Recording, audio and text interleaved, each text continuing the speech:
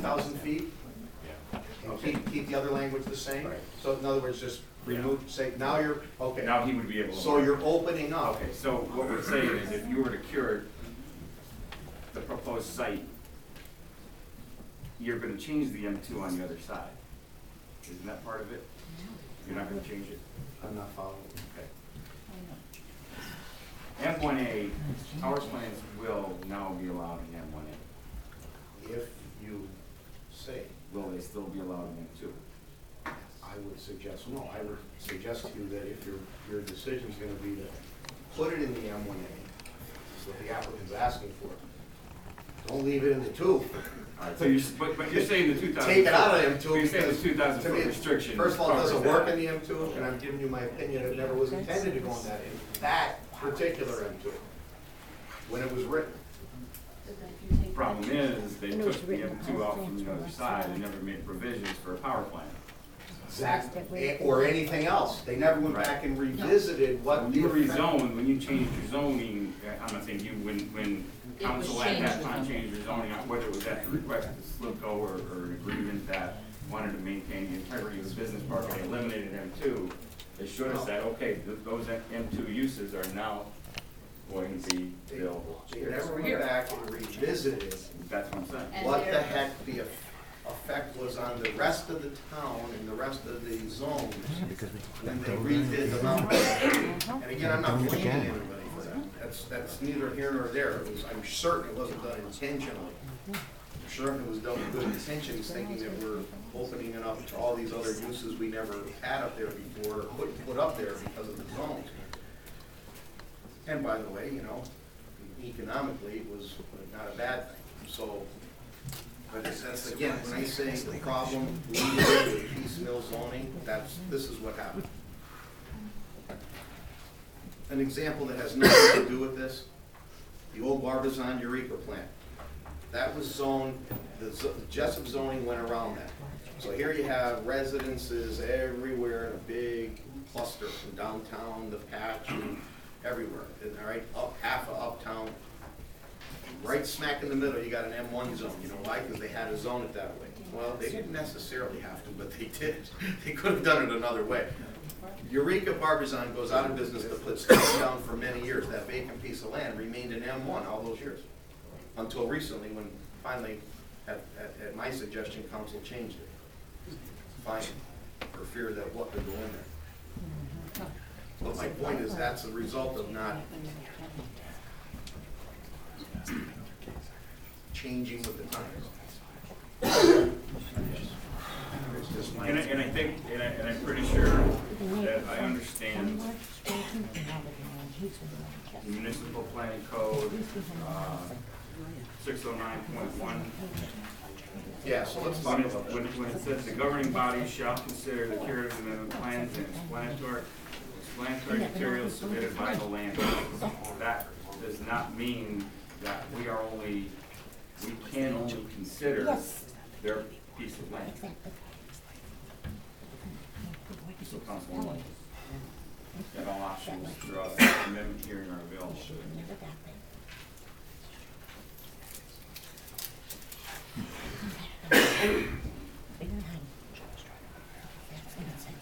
Yeah, 609.1.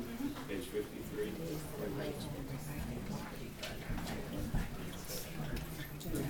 And my,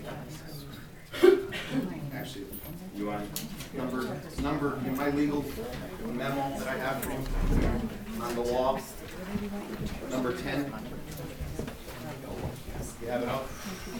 same, that's the same thing. That is. It's the same sentence. It is. I mean, those 5 conditions are not really applicable at this point, but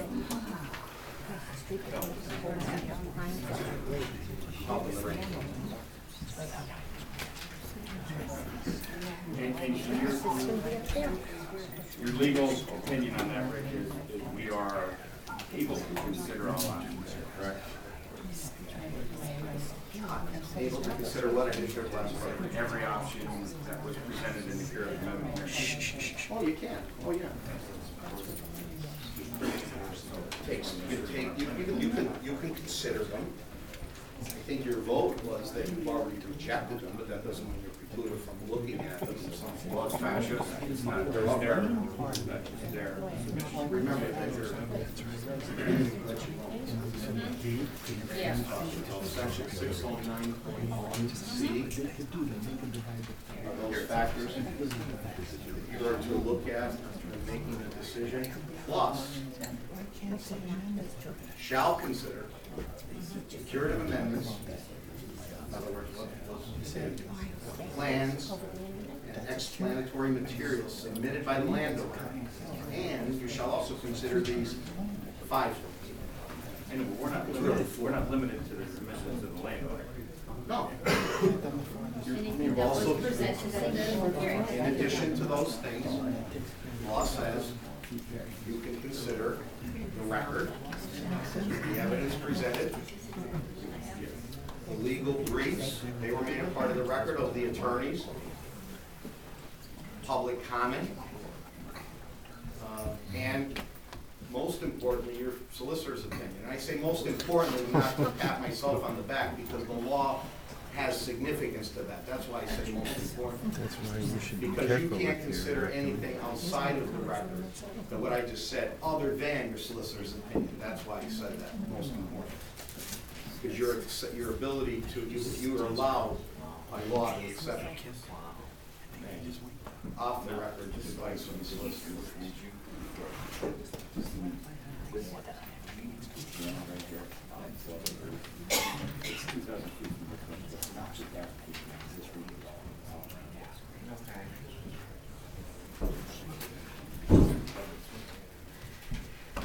And that's the reason why we said we were exclusionary.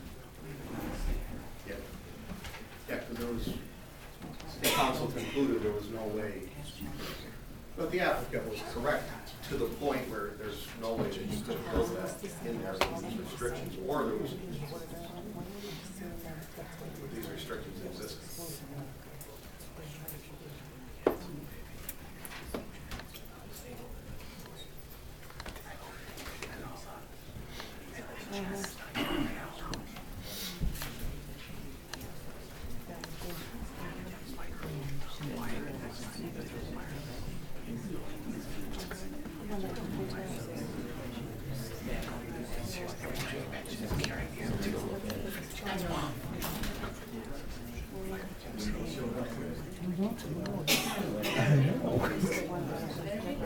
I know you got it, at least one where it's like it'll fit.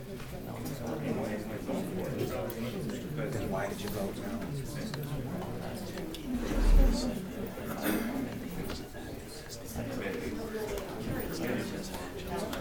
So our residential comes out. But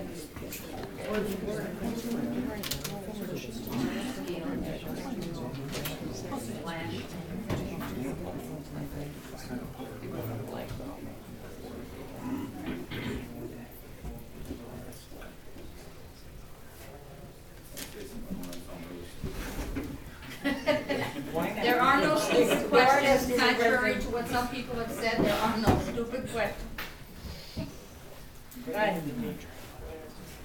When Invenergy arrived and had an agreement to purchase that piece of land, if it was their thought that this may fit into an M1A, why wasn't that the whole argument? It's not a permitted use in M1A? No, But could it be a conditional use in M1A? could it be? Yeah. Well, why were we talking about being non-exclusionary, exclusionary, rezoning? If it's already, Why aren't we just talking about that's the The legal question? exclusionary argument only came about, hence the curative amendment process. If I could tell you the history of this was, after there was public outcry, once the public had realized there was an application filed for this use. So even though that wasn't the official conditional use application, there was an article in the Scranton Times, I think, that said it, and there was an outcry from the public over this project. And it was pointed out, what we knew at the time, even though we didn't go anywhere with it, we didn't do anything with it, we didn't approve the project, we weren't even asked to approve the project. But it was pointed out in the meetings properly that this was a use that wasn't even allowed in that zone, whether by permitted use or conditional use. And they were right. I just called Mr. Smith. I don't know if Jeff's here. Jeff was I think the first guy to point that out, and I looked at him and went, yep, you're right. I did say, however, I remember answering him, and I still say that, but there was a lot of other, you gotta look at all it could arguably, and this is what we, council, had been toying with, and we had talked about this at many public meetings. We had been toying with, well, would it fall under, large-scale industrial manufacturing? Manufacture or assembly of products from raw materials. That's allowed in the M1A. So we were toying with that when the proverbial stuff hit the fan. So at that time, it was an option. And that's fine. It's fine and well. It's because we know there was nothing that we were all talking about it openly. At that time, it was an option to go to zoning and say, we want to argue that this is a permitted, not permitted use, but conditional use in your M1A. One of the options that council would have had at that time, but it was precipitated, remember, Energy went and filed a curative amendment, and then you had to fly with that once that was in your hands. But they could have, they came to the borough looking for an opinion. We were kind of in the middle of that. They could have went to the zoning board. I guess the zoning board is the only legal entity that has the ability to legally interpret your zoning ordinance or make deviations from the ordinance, so they could have asked for an opinion. I never got that far. Not for purposes of a variance, but for purposes of that An fitting opinion, into our yeah, give us an M1A. opinion. And if the zoning board had said that it was a conditional use that was allowed, none of this would have happened. No, but we'd probably be in some other sort of proceeding with Well, regard to the my plant's understanding approval. was Invenergy had. Not this particular one, probably. Invenergy had an option at that point. And correct me if I'm wrong, that their option was to go to our zoning board and ask that they fit into this zone, or proceed and say your zoning is exclusionary. Okay, so And zoning there's is two different exclusionary questions coming to there. council, and do we fit in is a zoning question. Okay, so the first question was this, they could have went to the zoning board to get a legal interpretation on the ordinance as to whether this was proper up there or should be proper.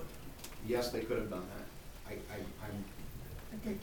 I don't know if they were contemplating it at the time. What they did do is, if you recall, they came before borough, they came before the planning commission to get an opinion. We had said, yes, this is likely something that belongs up there, because we looked at other uses, and we saw that specific thing was written in the M2, and again, I said earlier, we're all scratching our head going, why? Why is it over there? That doesn't, who would do that? Who would put that use over there? That and a couple others that I saw. Storage of explosives, yeah,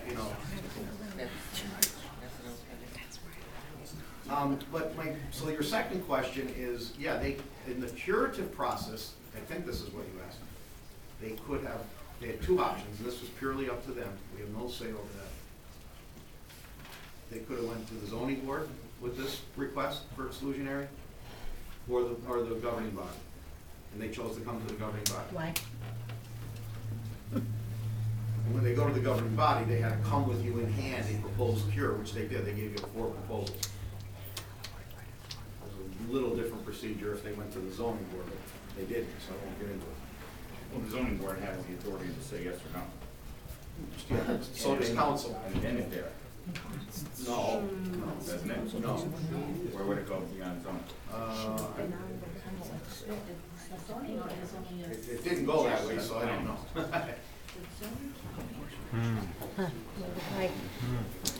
Knows everything except It's a that. recognizing body.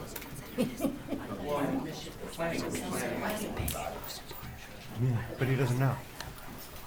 So we weren't having final plans. Would they have had the final plan? If they went that route, but they didn't have, they went another route.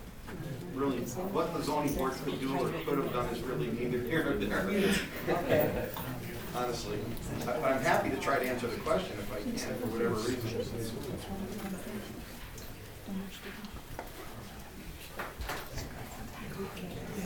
And there's the zone that's being, well, maybe I get one of myself.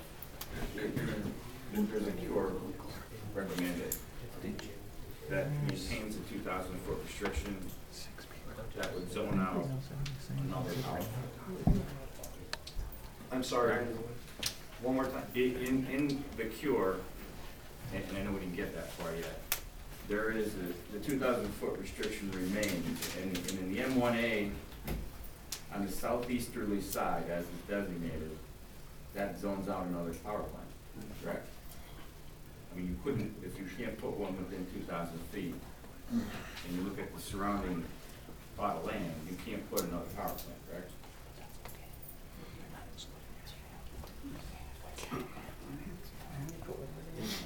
That'll be exclusionary. M1A? Yes. You know what, let that go until you get to cure. Well, that's what we're trying to work toward.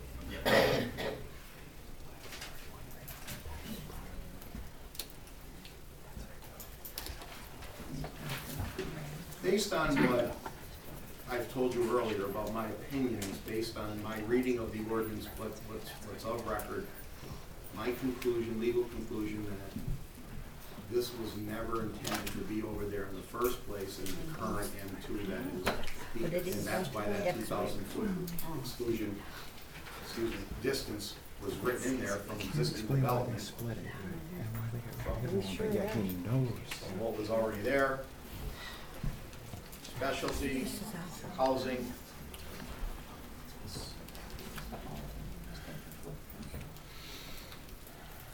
And given that I know that there was previously an M2 up there at that time on the mountain, it should be up there.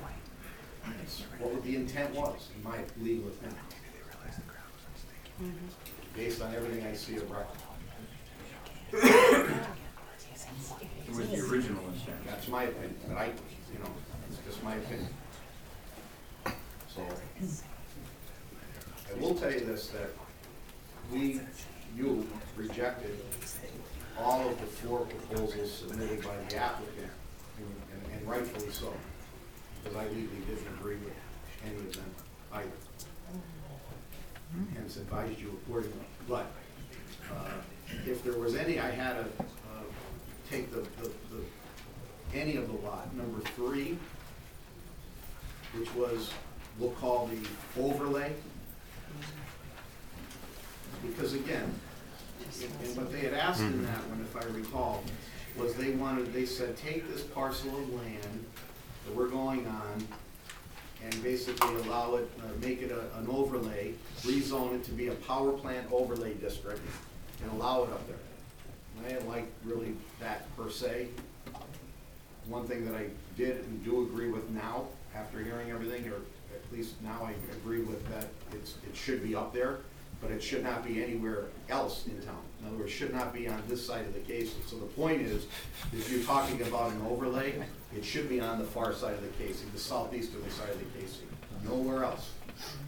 So there's no way to clear the M2 I don't- unless you take the 2,000-foot setback, Not the without, height restrictions that are imposed. and then what are you doing then?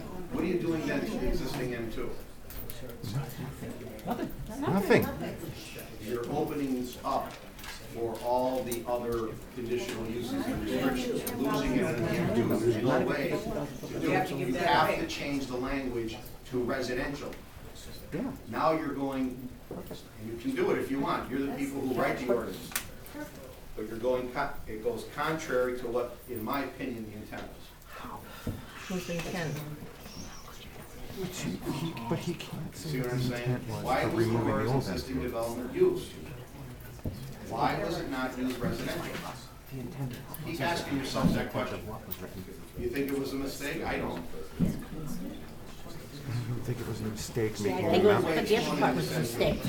And then you have to decide, do you want it there? Yeah, removing that, Should it be there? if it was 2,000 feet from residential, it would still leave you just at 12. Yeah, the rest of it is not 12,000 feet from residential neighborhood.